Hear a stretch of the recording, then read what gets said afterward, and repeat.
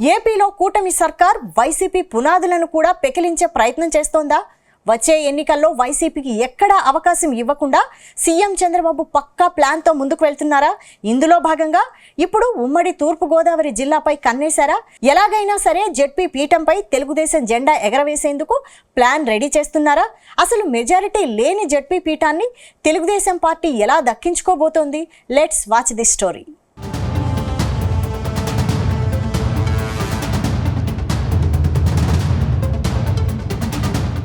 ఉమ్మడి తూర్పుగోదావరి జిల్లా తెలుగుదేశం పార్టీకి కంచుకోట.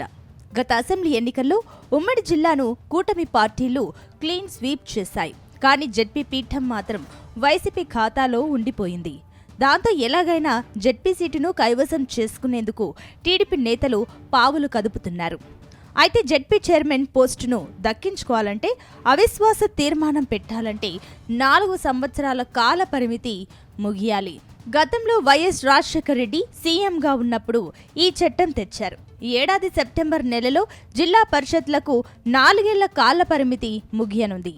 దీంతో వైసీపీ చేతిలో ఉన్న జెడ్పీని టీడీపీ చేతుల్లోకి తీసుకునేందుకు ఇప్పటి నుంచే ప్రణాళికలు రూపొందిస్తున్నారు. ప్రస్తుతం జెడ్పీ చైర్మన్ గా వైసీపీకి చెందిన పి గన్నవరం జెడ్పీటీసీ విప్పర్తి వేణుగోపాలరావు వ్యవహరిస్తున్నారు. మొన్నటి అసెంబ్లీ ఎన్నికల్లో పి గన్నవరం నుంచి ఆయన వైసీపీ నుంచి పోటీ చేసి ఓటమి చెందారు.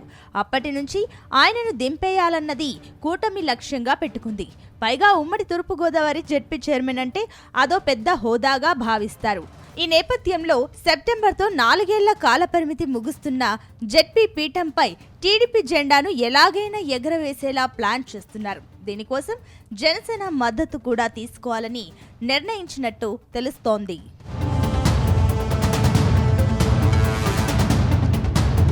ఇక ఉమ్మడి తూర్పుగోదావరి జిల్లాలో 62 జెడ్పీటీసీ స్థానాలు ఉన్నాయి. అయితే కోట నందూరు జెడ్పీటీసీ వ్యక్తిగత కారణాలతో రాజీనామా చేశారు.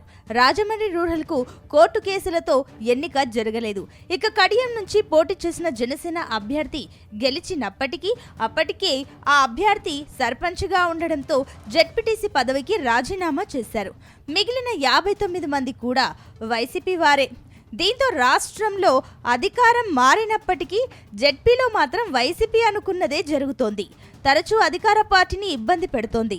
అటు జెడ్పీలో ఎమ్మెల్యేలు, ఎంపీలు, ఎమ్మెల్సీలు కూటమికి చెందినవారు ఉన్నారు. దాంతో వాళ్ళు మాట్లాడినప్పుడల్లా వైసీపీ వారు అడ్డు తగలడం, వాకౌట్లు చేయడం చేస్తున్నారు.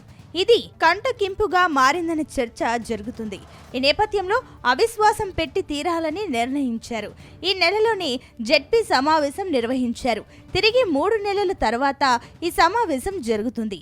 అంటే అక్టోబర్లో నిర్వహించాల్సి ఉంది. సెప్టెంబర్ నాటికి 4 ఏళ్ల కాల పరిమితి ముగుస్తుంది. దీంతో వెంటనే అవిశ్వాసం పెట్టి అక్టోబర్లో జరిగే సమావేశానికి కూటమి చేతిలోకి జెడ్పీ వెళ్లేలా ప్రణాళిక రూపొందించారు. తూర్పు జెడ్పీ చైర్మన్ పదవి ఎస్సీ జనరల్ కేటగిరీలో ఉంది. దీంతో టీడీపీ నుంచి ఎస్సీ జెడ్పీటీసీకి ఈ అవకాశం ఇవ్వాలి. పైగా ప్రస్తుత వైసీపీ జెడ్పీ చైర్మన్ కోనసీమకు చెందినవారు. దీంతో టీడీపీ నుంచి అభ్యర్థిని నిలబెడితే బిఆర్ అంబేద్కర్ కోనసీమకు చెందిన వారికి అవకాశం ఇస్తారా, లేక ఈసారి మెట్టా లేదా కాకినాడ వారికి ఇస్తారా అన్న చర్చ కూడా జరుగుతోంది.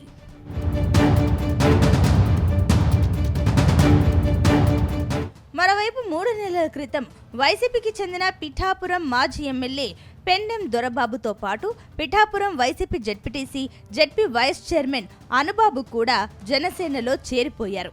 ఆయన తన వైస్ చైర్మన్ పదవికి కానీ జెడ్పీటీసీ పదవికి కానీ రాజీనామా చేయలేదు.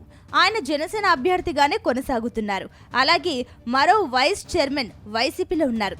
ఈ నేపథ్యంలో టీడీపీ చైర్మన్ పదవిని తీసుకొని 2 వైస్ చైర్మన్లు జనసేనకు వదిలేసేందుకు నిర్ణయించినట్టు తెలుస్తోంది. ఇక్కడ బీజేపీ సోదిలో కూడా లేకపోవడంతో ఆ పార్టీని పక్కన పెట్టేశారు. 2 వైస్ చైర్మన్లు జనసేనకు, చైర్మన్ టీడీపీకి తీసుకోవాలని నిర్ణయం జరిగిపోయింది.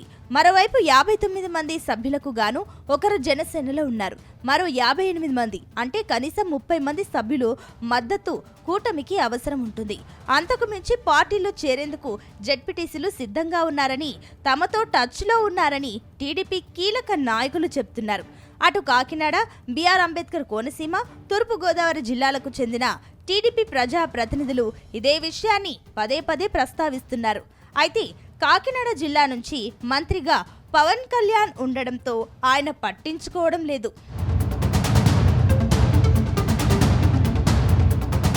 కానీ తూర్పుగోదావరి నుంచి కందున దుర్గేష్, కోనసీమ నుంచి వాసంశెట్టి సుభాష్ మంత్రులుగా కొనసాగుతున్నారు. అయితే ఈ ఇద్దరు కూడా జెడ్పీ చైర్మన్ సీటు గురించి పెద్దగా పట్టించుకోవడం లేదన్న వాదన ఉంది. కానీ సీనియర్ ఎమ్మెల్యేలు, ఎంపీలు మాత్రం తెగ చర్చిస్తున్నారంట. అంతేకాదు ఖచ్చితంగా జెడ్పీ చైర్మన్ పీఠం కైవసం చేసుకుంటాం, చైర్మన్ను దింపేస్తామని చెబుతున్నారు. మొన్నటి ఎన్నికల్లో జెడ్పీ చైర్మన్గా ఉంటూనే వైసీపీ ఎమ్మెల్యేగా పోటీ చేశారు. దీనిని జీర్ణించుకోలేకపోతున్నారు. అందుకే అవిశ్వాసాన్ని తెరపైకి తెచ్చారు. మాజీ ఉప ముఖ్యమంత్రి, పెద్దాపురం ఎమ్మెల్యే నిమ్మకాయల చిన్నరాజప్ప ఆయన కోనసీమకు చెందినవారు. ఇప్పటికే మాజీ మంత్రి యనమల రామకృష్ణుడు తుని పురపాలక సంఘంపై వైసీపీ జెండా దింపేసి 18 మంది కౌన్సిలర్లను టీడీపీలో చేర్చుకొని టీడీపీ జెండా ఎగరేశారు. ఇదే పట్టుదలతో జెడ్పీని కైవసం చేసుకోవడం ద్వారా వచ్చే స్థానిక సంస్థల ఎన్నికల నాటికి కూటమిని మరింత బలోపేతం చేయడమే లక్ష్యంగా ఈ అవిశ్వాసం పెడతామని చెబుతున్నారు. మొత్తం మీద మరో నెల రోజుల్లో ఉమ్మడి తూర్పు రాజకీయాలు వేడెక్కనున్నాయి. రాజకీయ చైతన్యం గల జిల్లాగా తూర్పుకు పేరు ఉన్నందున తూర్పులో మొదలైన ఈ కలకలం రాష్ట్రమంతటా విస్తరించే అవకాశం ఉందని కూడా రాజకీయ విశ్లేషకులు చెబుతున్నారు. సెంటిమెంట్ రీత్యా ఆగస్టు నెలలో టీడీపీ ఎలాంటి సాహసం చేయదు. ఆగస్టు ముగిసిన వెంటనే పసందైన రాజకీయం జరగడం ఖాయమంటున్నారు ఆ పార్టీ నాయకులు.